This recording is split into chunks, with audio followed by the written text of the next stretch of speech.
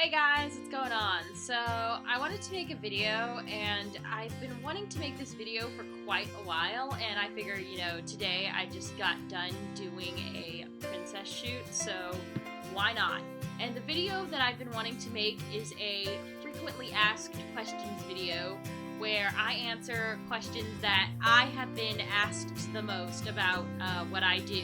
And for those of you who don't know me, I do princess parties, basically where you visit a child on their birthday as a costumed character. Obviously, today I am Ariel. Obviously, I have the wig and makeup on, but I do not have the costume on. I took that off because it got covered with water and sand because I did my shoot at the beach. Anyway, so the first question that I've been asked by friends, that I get asked quite a lot, is, does it pay well? And there really is no straightforward answer to that question, because that depends on a lot of things. That depends on who you work for, who you perform as, how often you get booked. Those are all factors, and I think it can pay well if you perform as a very popular character and you get booked for a lot of parties and your boss pays you very well. I guess, yeah, but the reality is I've seen some companies that pay their performers like $20 an hour, and it's sad, but it's legal, unfortunately. But the average median pay I've seen is about $60, $70 an hour. That's usually what people tend to expect for these parties, but I've also seen performers get paid up to $100 an hour. So it all just depends. It depends on who you work for, how long you work, how often you work. Again, it's a freelance job by all respects, so there really is no consistent answer to how well it may or may not pay. How well it pays really depends on it really depends on you, and it depends on your employer. The second question I get asked a lot is, do I feel embarrassed walking around in public in costume?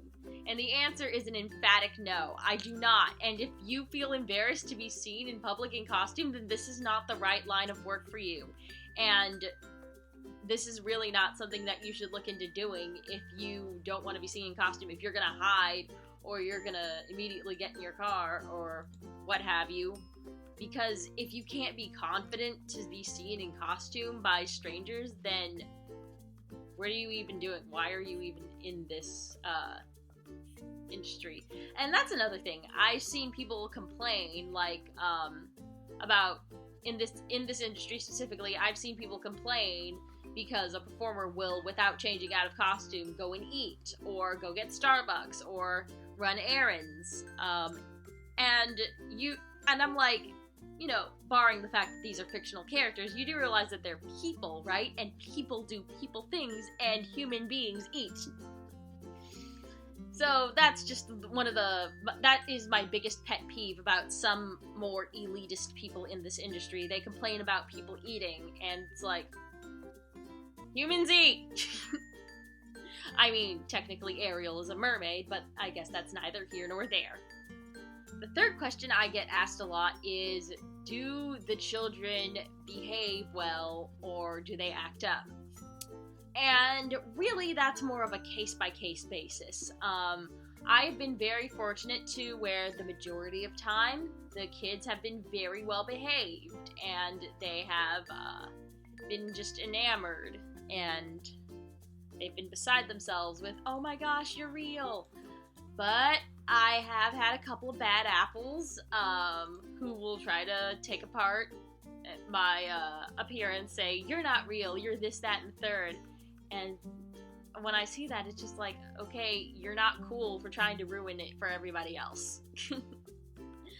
They think they're cool for doing that, and it's really not cool at all. And that's another thing is, kids, they'll, like, most of them, I found, will just be happy that the character is at their party, but you've always got those kids who will try anything to try to take apart your illusion, or ruin the magic, as the term is in the industry. Ruin the magic, keep the magic, that's how we call it. and they'll ask me, like, all these random things, trying to catch me out, trying to see if I don't know the answer. What's your last name? Are you wearing a wig? That's the thing I get asked all the time, is, are you wearing a wig?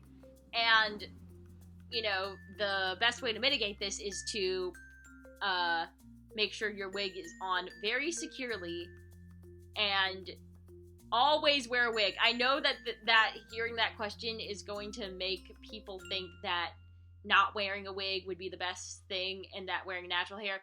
Do not wear natural hair. Always wear wigs. You always want to wear a wig.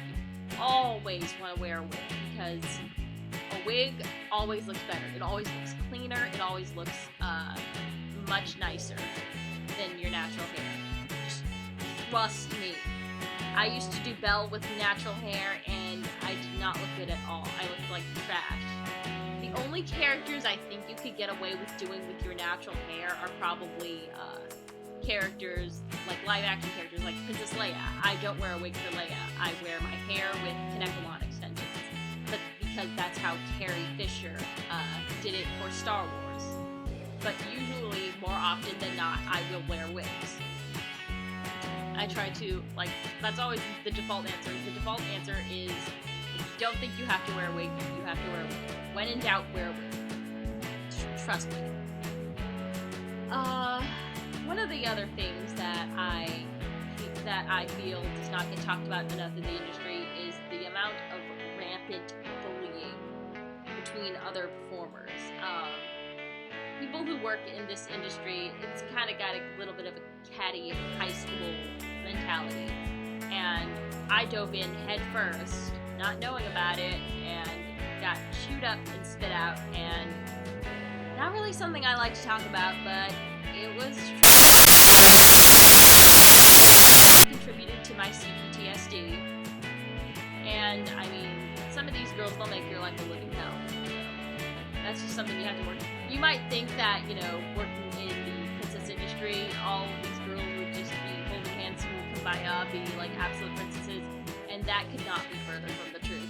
And the second you call them out for cyberbullying or for generally being jerks, they'll be like, ah, but you expect me to act like a princess all the time? No, but I do expect you to act like a decent fucking human being. Anyway, that happens. Another thing I wanted to cover was the elitism that happens in this industry.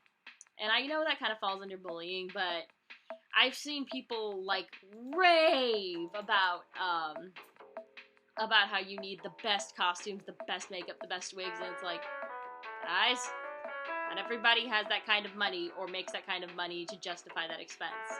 And that's another thing, you know, I've seen people, and this is my biggest pet peeve, and I know that I'm going to sound like the pot calling the kettle black because I just said that I hate elitists, but my biggest pet peeve are people who open companies and use Halloween store costumes for the characters. It's like, don't do that. Please don't do that. Or if you're gonna use a Halloween costume, modify it for the love of God. And don't use $10 eBay wigs. Trust me, you'll end up spending more money. Just get a nice wig from Epic Cosplay or Arda, and there are plenty of tutorials online to style it, because the decent ones are like only $30 or $40. Rapunzel's really the only one that you'll end up having to spring for. And there are plenty of nice costumes on eBay that don't cost too much money, and they're great quality. Just please, I'm begging you, look further than the Halloween store, for the love of God. And I don't mean to sound like an elitist, because, you know, I don't want to say, you need $1,000 costume or a $500 wig, or you might as well just close up shop, because I don't think that's true at all. I think that you can take a wig from Arda or Epic Cosplay and either pay a stylist to style it for you, or look up a tutorial on YouTube, and, you know, you'll get the hang of it. might have to practice on the wig a few times. And I will say that you can probably use eBay wigs just as dummy wigs to practice on if you don't like actually wear them. And another thing is, you don't have to get like perfect park accurate accessories. You could probably go to Michael's, get a few things from there, and then if you're crafty with some E6000, then you can put some accessories together. Go to Michael's, wait for the flowers to go on sale. Go to Sally's Beauty Supply, get some hair clips. Pluck the heads off the flowers from Michael's and glue them on, and take some E6000 or even some hot glue and glue them onto the clips, and then you've got clips for Rapunzel. And there are plenty of tutorials to try to style a budget Rapunzel. You are going to end up spending money, because that one's not going to be one that you can do for cheap, I'm sorry, but it'll look better, and in the long run, you'll be happier, and you'll end up spending less money in the long run. But, you know, I understand that not every company generates enough money to justify having a $1,000 dress and a $500 wig. And that's another thing. If you want the best of the best, you're going to be spending best of the best money. Because costumes can be about $1,000 or $1,500, like the really good quality ones. And if you are starting a company and you do want to get those super high quality costumes and money is no object to you, then I will link some stores in the description that have those expensive, really nice costumes that you can buy and have those super nice wigs. And that's one more thing. Avoid scams, because scams are super, super rampant in this industry. We had a beloved stylist in the industry who doled out crap one year and then canceled people's orders like en masse after the fallout.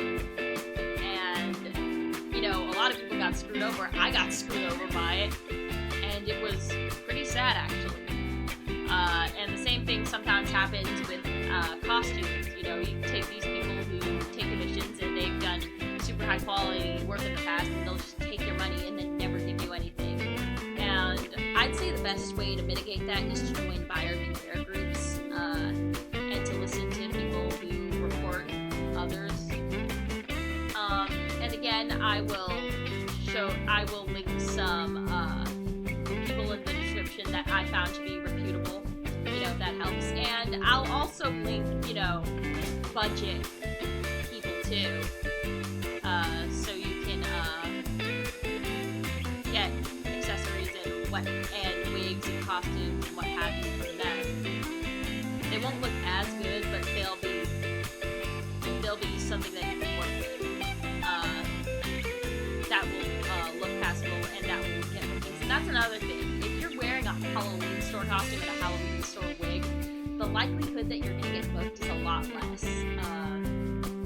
So if you have a good quality wig and a good quality costume, you're more likely to get booked, because especially out here in Southern California, the entertainment industry, the character entertainment industry is super duper saturated. So you definitely want to make sure that you have something that makes you competitive. Otherwise, you know, what's the point? That's all I can think to say off the top of my head. I mainly just wanted to talk about, you know, things that I get asked, you know, quite a bit, and discuss those things. But if other people will come to me with questions, maybe I'll make another Q&A video, or maybe let me know what you want to know in the comments, because I definitely love doing this. I love talking about doing it, and it's a lot of fun. Alright, I'll see you guys in the next one. Bye.